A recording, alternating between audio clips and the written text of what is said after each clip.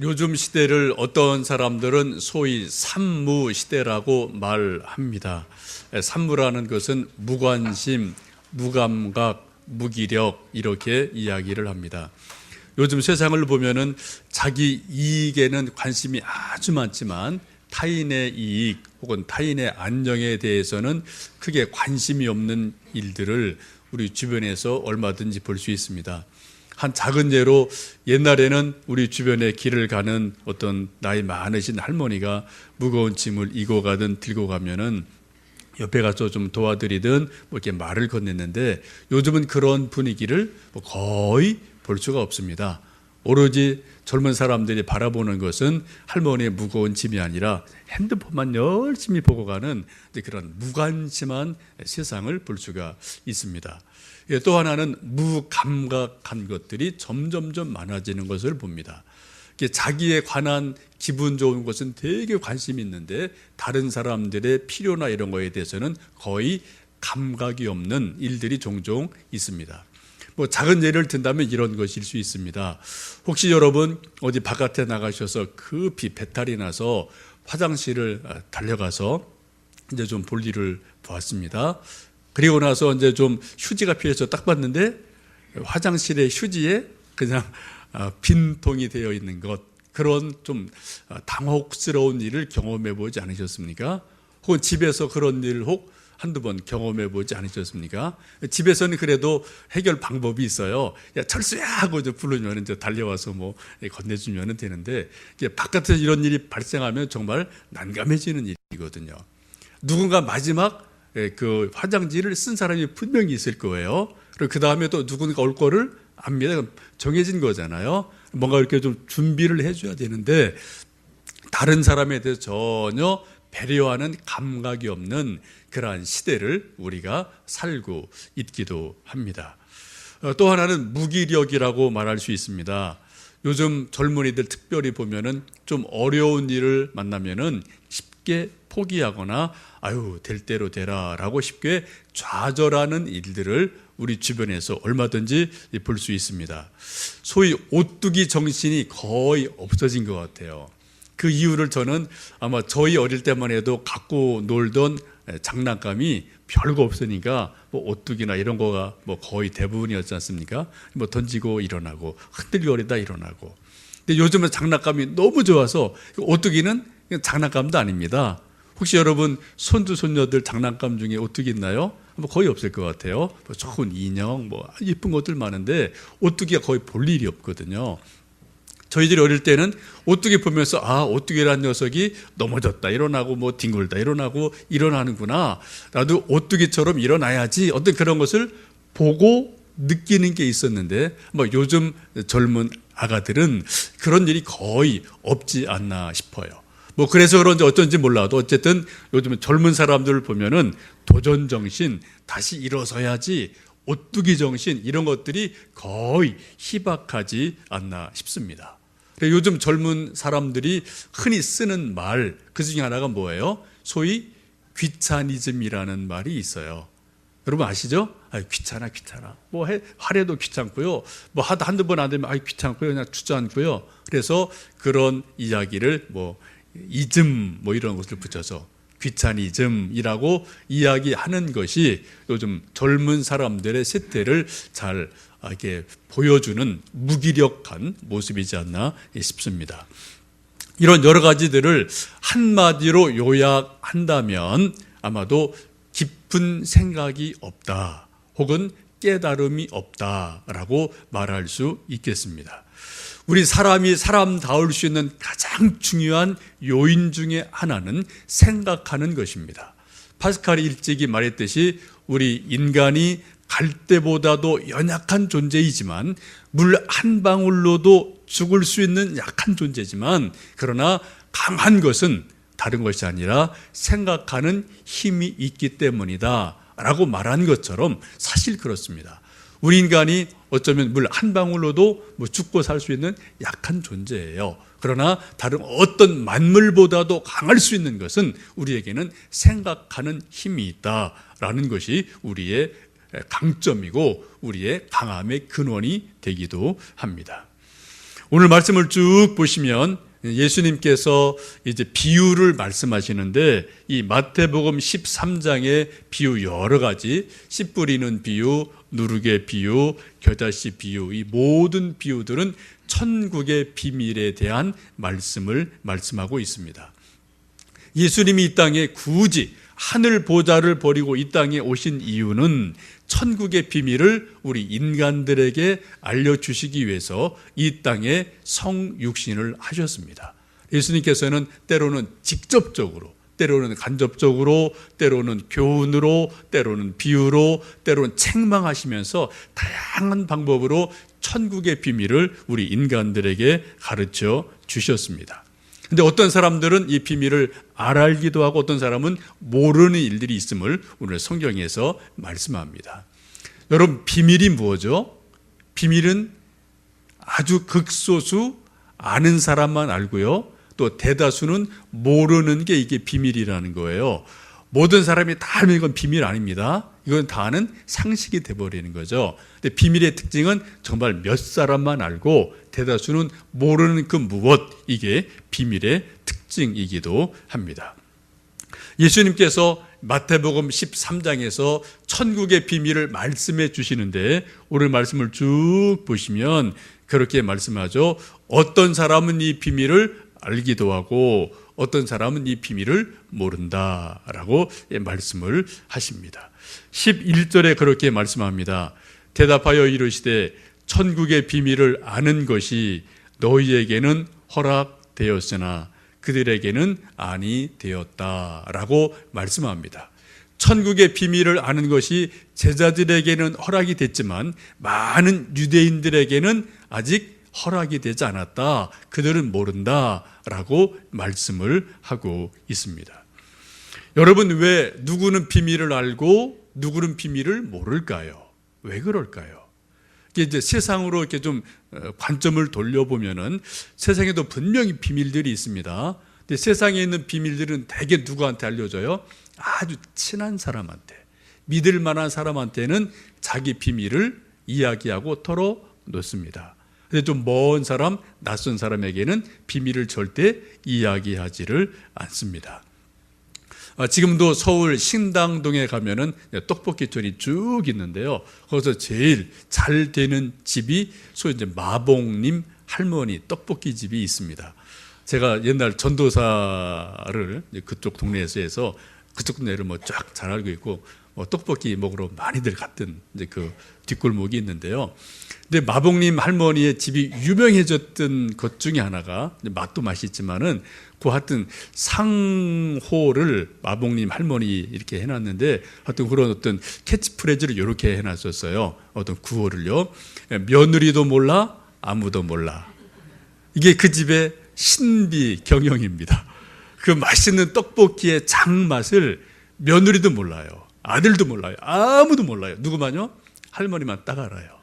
그래서 사람들이 궁금해하거든요. 그래서 그러다가 되게 제가 볼 때는 아주 성공을 거둔 케이스가 아닌가 싶은데, 이제 물론 뭐 몇 년 전에 그 할머니 돌아가셨고, 저도 뭐 살아 계실 때 이렇게 가서 이제 보면 뭐 할머니 이렇게 좀 허름한 분이 계시는데, 하여튼 손맛은 기가 막힌 분이거든요. 그런 게 있어요. 비밀을 며느리한테도 안 알려줍니다. 아들한테도 안 알려줍니다. 그게 비밀이에요. 여러분, 콜라를 즐겨 드실 터인데 여러분 코카콜라를 좋아하십니까? 아니면 펩시를 좋아하십니까? 뭘 좋아하시죠? 이건 뭐 다 뭐 입맛에 따라 달라요. 저는 개인적으로 이왕이면 코카콜라를 먹습니다. 왜요? 제 입맛에 코카콜라가 조금 더 톡 쏘는 그 맛이 뭔가 조금 더 있는 것 같아요. 그래서 저는 코카콜라를 먹는데, 여러분 아시는 것처럼 코카콜라의 그 톡 쏘는 그 비법, 요거는 극비입니다. 코카콜라 회사에서도 극소수만 몇 사람만 그 비밀을 알고 있어요. 그죠? 뭐를 어떻게 놓고 어떻게 놓고 몇 프로 놓고 몇 프로 놓고, 그건 아무도 몰라요. 극소수만 알고 있습니다.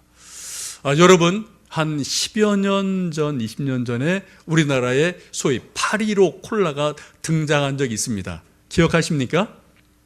여러분, 그 8.15 콜라를 맛있게 드셨나요? 정말 애국심으로 먹어줬어요. 애국심으로 먹었습니다. 애국심으로 몇 번 먹었는데, 그 다음부터는 이게 입이 안 땡기는 겁니다. 그죠? 요거예요. 여러분 똑같은 콜라인데요. 아주 혹은 정교한 몇 미리그램, 몇 프로 요거의 그 차이거든요. 근데 그 비밀을 모르니까 코카콜라가 되고 파리로 콜라가 되는 거예요. 이게 비밀입니다. 이 세상의 비밀은 아는 사람만 극소수가 알고 대다수는 모르게 비밀이 보장되어 있고 감추어져 있습니다. 근데 오늘 예수님께서 천국의 비밀을 말씀하시면서도 그렇게 말씀하세요. 이 천국의 비밀은 누구에게는 알려져 있고 누구에게는 아직 가려져 있다, 모른다라고 말씀합니다. 예수님 분명히 말씀하실 때 공개적으로 하셨어요. 대중에게 하셨습니다. 그런데도 다 듣긴 들었는데 한 부분은 알고 한쪽 사람은 모른다라고 말씀을 하십니다. 왜 그럴까요? 그 이유를 15절에 그렇게 말씀합니다. 이 백성들의 마음이 완악하여져서 그 귀는 듣기에 둔하고 눈은 감았으니 이는 눈으로 보고 귀로 듣고 마음으로 깨달아 돌이켜 내게 고침을 받을까 두려워합니다. 어떤 한 사람은 하나님 말씀을 듣고 알았는데 한쪽 사람은 몰랐다. 그 이유가 뭐냐? 오늘 예수님 말씀하시기를 그 마음이 완악해져서 듣긴 듣는데 모른다, 보긴 보는데 모른다라고 성경은 말씀하고 있습니다. 여러분, 마음이 완악하다는 건 되게 중요한 일입니다. 우리 마음이 때로는 되게 부드러울 때가 있어요. 근데 때로는 우리가 마음이 완악할 때도 있습니다. 여러분, 완악하다는 게 뭐죠? 쉽게 말씀드리면 마음이 굳어 있다는 거예요. 딱딱해졌다는 거죠. 그래서 뭔가 이렇게 들어가도 감각이 전혀 없는 상태를 이제 단단하다, 완악하다라고 말을 합니다. 우리가 살다 보면은 이제 세월이 흘러가고 나이가 많아지는 특징이 뭡니까? 피부가 거칠어지는 거죠. 피부가 좀 두꺼워지고 이렇게 좀 굳은 살이 박히게 돼요. 특별히 이제 발 뒤꿈치 보면은 굳은 살이 이렇게 어느 정도 생겨서 이게 좀 웬만큼 뭐 이렇게 찔러도 잘 안 들어갈 정도로 단단해져서요. 우리가 목욕할 때 열심히 또 뭐 때밀이로 좀 밀어내고 부드럽게 하고 뭐 크림을 발라주고 이렇게 하지 않습니까? 우리 마음도 그럴 수 있다는 거죠. 성경을 쭉 우리가 보면은 성경의 수많은 인물 가운데 완악한 인물, 가장 대표적인 사람이 누구일까요? 구약에 보면은 바로가 등장을 합니다. 모세를 통해서 하나님이 내 백성을 보내라라고 계속 말씀하셔도 바로가 안 들어요. 또 하나님이 말만 하지 않으셨습니다. 하나님이 놀라운 기적을 여러 번 보이셨어요. 근데 그 기적을 보고도 이거는 그때 주변에 또 수많은 신하들도 이거는 하나님이 하시는 겁니다라고 말을 해도 말을 듣는데 그거를 몰라요. 그 이유가 뭘까요? 성경은 말씀하기를 바로의 마음이 완악하다라고 성경은 말씀하고 있습니다. 여러분, 마음이 완악하면은요, 하나님이 옆에 있어도 안 보여요. 하나님이 수많은 기적을 베풀으셔도 그게 안 느껴집니다. 인지를 못하는 그런 일들이 일어나게 됩니다. 결국은 어떻게 해요? 10번째 재앙까지 가서야 비로소 그것도 마지 못해서 하나님께 복종하는 그러한 모습을 보게 됩니다. 여러분, 우리가 은혜를 다 사모합니다. 저도 하나님의 은혜를 정말 사모해요. 목마른 사슴처럼 저도 하나님의 은혜를 갈망하며 사모합니다. 여기 계신 여러분 모두 다 하나님의 은혜를 사모해서 이 아침 또 이 자리에 나오신 줄로 압니다. 여러분, 하나님의 은혜가 뭘까요? 우리가 하나님의 은혜를 무엇을 가지고 내가 하나님의 은혜를 받았다, 참 하나님의 은혜가 나에게 있구나, 우리에게 있구나. 그래서 우리가 무엇을 가지고 하나님의 은혜라고 이야기를 합니까? 다양하게 아주 많이 있어요.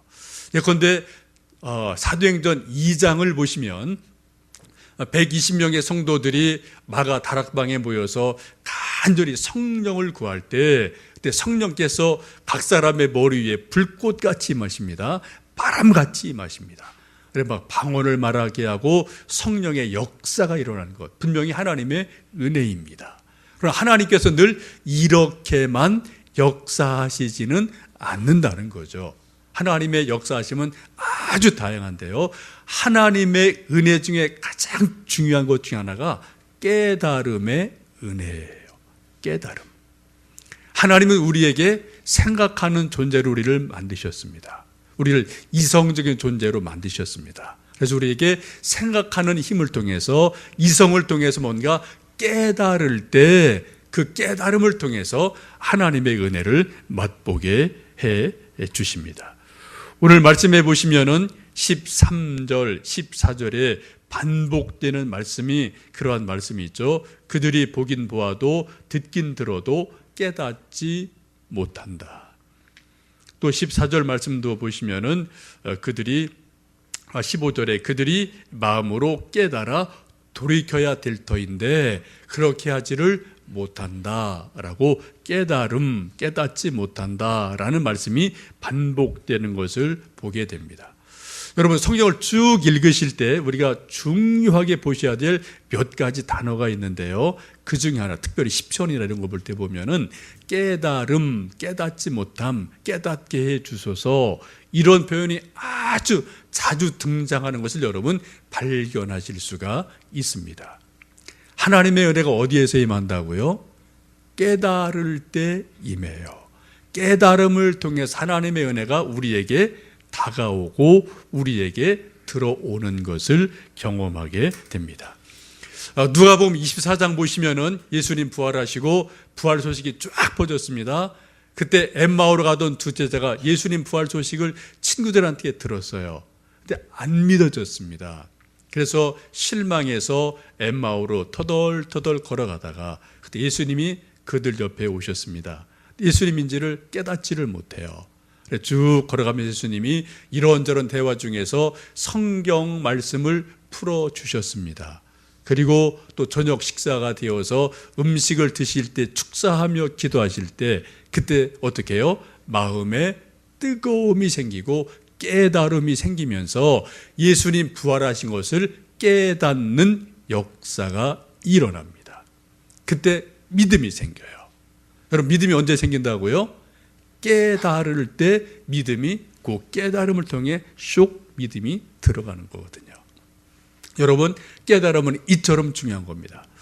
아마 저희들이 1월 달에 어거스틴의 고백록이라는 책을 함께 읽고 또 함께 저랑 말씀 나누는 분도 있고 또 개별적으로 읽은 분도 계시는데, 어거스틴의 고백록 중에서 우리가 주목해야 될 한 부분 중에 하나가 생각한다, 깨닫는다, 기억한다라는 표현이 아주 많다는 겁니다. 기억의 창고, 기억력 이런 걸 되게 많이 강조하거든요. 이게 뭐예요? 다 깨달음과 연결되어 있는 것을 보게 됩니다. 제가 지난 시간에도 잠깐 말씀을 드렸던 일본의 유명한 신학자이고 사상가인 우찌무라 간조라는 사람에 대해서 제가 말씀을 드렸는데, 오늘 조금 다른 면을 좀 말씀드리고 싶어요. 이분이 이렇게 말한 적이 있습니다. 하나님이 인간들에게 저주를 내리신다면 질병이나 실패나 죽음을 통해서 저주하지 않으실 것이다. 그런 것이 아니라 하나님이 인간에게 저주하시는 것은 세 가지의 경우이다 라고 말합니다. 하나는 성경을 읽어도 하나님의 음성을 듣지 못하는 것이 저주다 라고 말해요. 성경을 열심히 읽는데, 공부하는데 글씨는 열심히 읽었어요. 근데 성경을 아무리 읽어도 이 성경을 통해서 하나님의 음성이 내게 들려지질 않아요. 글씨만 열심히 읽는 거예요. 이거 저주받은 거라는 거예요. 또 하나님이 분명히 살아계시는데 하나님이 안 믿어져요. 이거 참 어려운 일이죠, 그죠? 누구나 하나님을 척척 믿거든요. 근데 하나님 분명히 지금도 살아계시는데 하나님이 안 믿어져요. 이것도 저주받은 것이라고 우찌무라 간조는 말합니다. 세 번째, 우리 마음속에 정말 감사로 받지 못하는 감사 없는 마음, 이것이 바로 저주받은 것이다 라고 우찌무라 간조는 이야기를 합니다. 저는 개인적으로 전적으로 동의를 해요. 여러분, 우리에게 하나님이 느껴지는 것, 깨달아지는 것, 믿어지는 것, 감사한 일이 있을 때 정말 내 마음 깊은 곳에서 감사가 고백되어지는 거, 이거 은혜입니다. 이런 거 없으면 그냥 우리가 사막을 사는 거거든요. 그죠? 여러분 성경 읽으실 때 하나님의 말씀이, 하나님 음성이 가끔씩 들려지시고 깨달아지십니까? 정말 하나님이 정말 살아계심을 정말 분명하게 믿으십니까? 믿어지십니까? 또 여러분 가끔이지만 우리 마음속에 감사한 마음이, 가슴 깊은 곳에서 정말 감사한 마음이 여러분 올라오십니까? 그게 은혜예요. 여러분 그게 은혜예요. 여러분 우리가 어떻게 하면 우리가 깨달음을 얻을 수 있을까요? 첫 번째는 우리가 마음이 겸손할 때, 순수할 때, 그때 우리가 깨달음을 얻을 수가 있습니다. 제가 한번 좀 사진 한 장을 좀 보여드리겠습니다. 아마 누군가 몰라도 정말 멋진 사진을 탁 찍었죠, 그죠? 어느 호수 같아요. 어느 또 호수에서 밤하늘에 사진을 딱 찍었는데 하늘과 호수가 딱 그죠? 경계를 이루면서 좀 기가 막힌 작품이 나왔어요. 그래서 하늘에는 쫙 있는 게 뭐죠? 무수한 별들이에요. 은하수예요. 또 한 장면을 보겠습니다. 이건 한 2년 오전에 우리나라에서 최고의 사진 작품으로 선정된 우리나라 작가의 사진입니다. 몽골 고비 사막에서 찍은 밤 하늘의 사진입니다. 저도 몇 년 전에, 한 10년 전에 몽골 한번 간 일이 있어서 하룻밤 고비 사막에서 잔 적이 있어서 저런 비슷한 장면을 제가 지금도 제 머릿속에 기억을 하고 있습니다. 몽골 고비 사막 가보신 분들은 아시지만 그 사막이 완전히 평원이어서 이게 하늘이 180도가 보여요. 우리 그냥 뭐 이렇게 한 50도 정도 보이지만 거기는 180도가 쫙 보이게 되는데, 정말 이쪽 땅에서 저쪽 땅까지 쫙 해서 은하수가 별이 쫙 있는데요. 여러분 은하수를 우리가 영어로 소위 밀키웨이라고 하잖아요. 우유의 길, 우유를 쫙 뿌려놓은 것처럼 뿌연 별들이 그냥 밤하늘에 가득 차 있는 것을 저는 봤거든요. 제 기억에 있거든요. 저는 비슷한 장면입니다. 한번 여러분 저런 장면 좀 한번 보고 싶으시죠? 한번 여러분 지혜를 좀 삼으시고 꿈을 꾸시면 반드시 가실 일이 있고 보실 일이 있을 겁니다. 여러분 꿈 꾸면 정말 돼요. 여러분 생각하시면, 기도하시면 됩니다. 한번 가보시기를 정말 원하고요. 또 뭐 가능하다면 함께 가실 수 있으면 뭐 좋겠습니다. 근데 여러분 저런 장면을 우리 서울에서는 죽었다 깨어나도 저거 못 봅니다. 용인에서 죽었다 깨어나도 저런 밤하늘 못 봐요. 왜요? 저런 거 보려면 어디로 가야 됩니까? 전기가 전혀 없는 극오지로 가든지 저런 고비 사막 같은 데로 가야만 저런 모습을 볼 수 있습니다. 많은 사람들은 뭐 밤에 하늘에 그냥 별 서너 개밖에 없네. 그게 우리가 하늘 보는 우리의 눈이고 우리가 보고 깨닫는 겁니다. 그런데 한번 저런 데를 나가면은 와, 밤 하늘의 별이 저렇게 많구나를 우리가 그건 온 몸으로 확 깨달아지는 거예요. 진짜 별이 쏟아지거든요. 여러분 이런 별을 보려면 우리가 어디를 가야 된다고요? 오지를 가든지 사막을 가셔야 돼요. 사람의 지식이 전혀 없는 곳, 전기불이 전혀 없는 곳, 이런 곳에 가면 비로소 저런 모습이 보이게 됩니다. 여러분 하나님도 마찬가지예요. 우리가 지식이 많고 경험이 많으면 하나님도 잘 보일 것 같죠? 그럴 수도 있지만 그렇지 않을 가능성이 훨씬 더 많습니다. 전기불이 밝고 많으면 많을수록 밤 하늘의 별을 볼 수 없는 것처럼 우리 지식이 많고 우리 경험이 많고 우리 뭐가 많으면은 그곳에 가려서 하나님이 안 보여요. 하나님이 요만큼만 보여요. 우리가 정말 순수할 때, 우리가 정말 겸손할 때, 그때 비로소 하나님이 하나님으로 보이는 일이 일어나게 됩니다. 그래서 우리가 겸손할 때 하나님을 보게 돼요.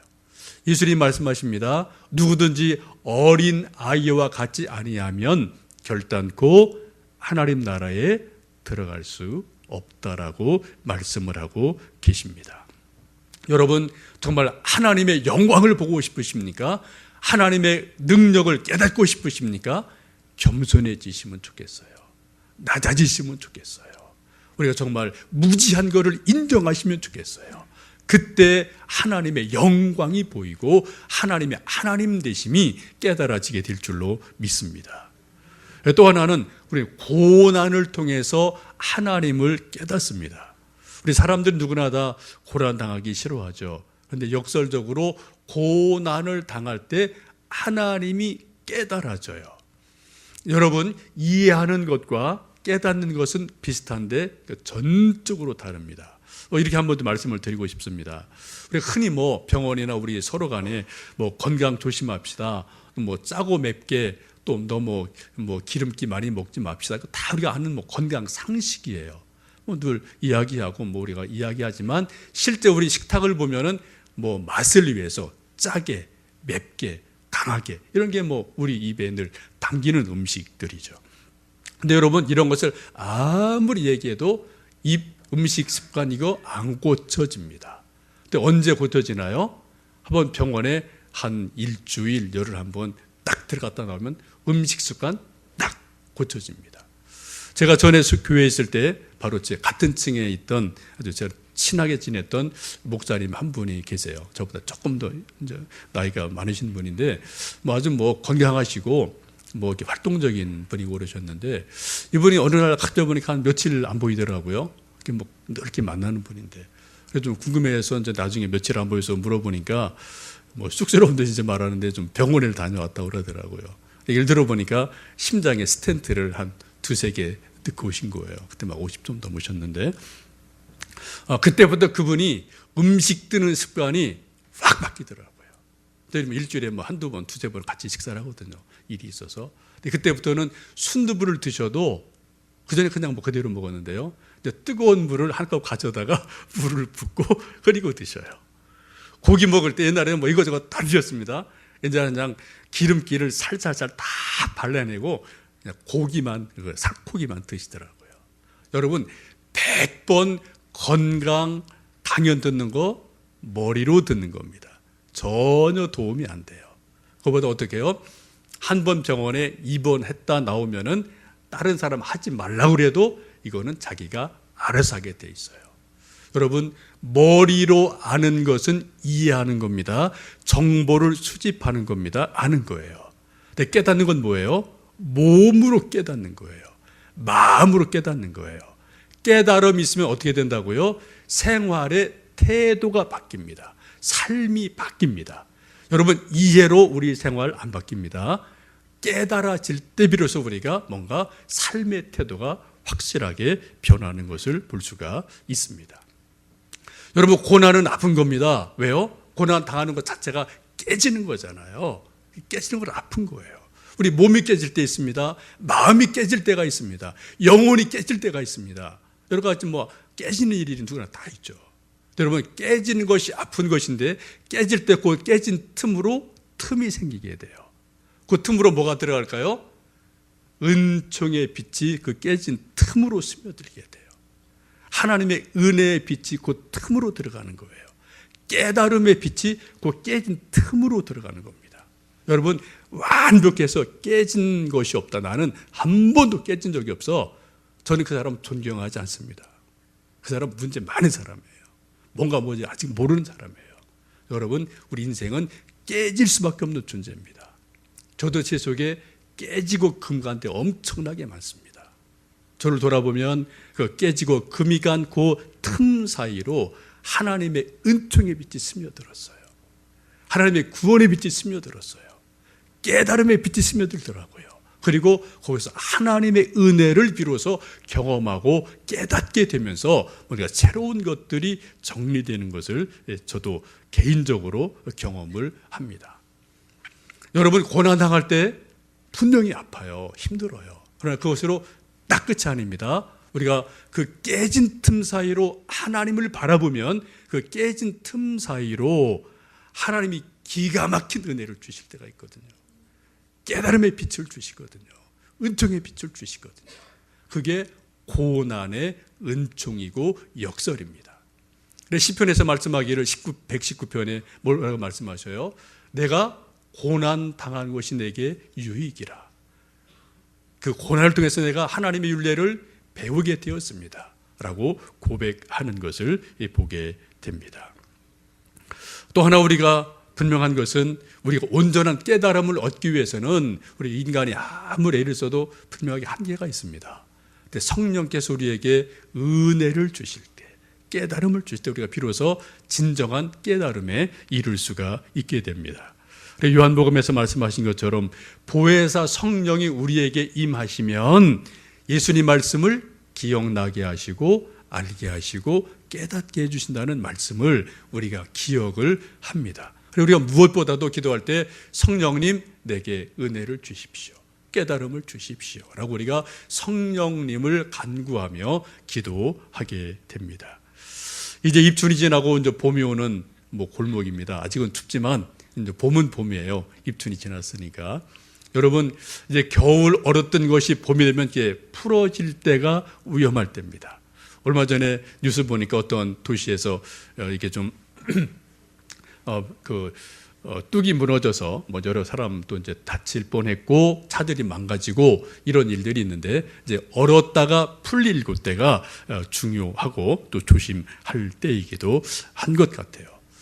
이제 봄이 오는 이 계절의 골목, 또 봄을 맞이한 우리 이 좋은 계절에 우리가 자연을 보면서 혹은 내 자신을 보면서 내 육체를 보면서 내 마음을 보면서 여러 가지 일들을 보면서 우리가 하나님께서 깨닫게 하시는 은혜들을 정말 깨닫는 은혜가 이 계절에 저는 저대로 또 여러분대로 충만한 그런 계절 되시기를 간절히 원합니다.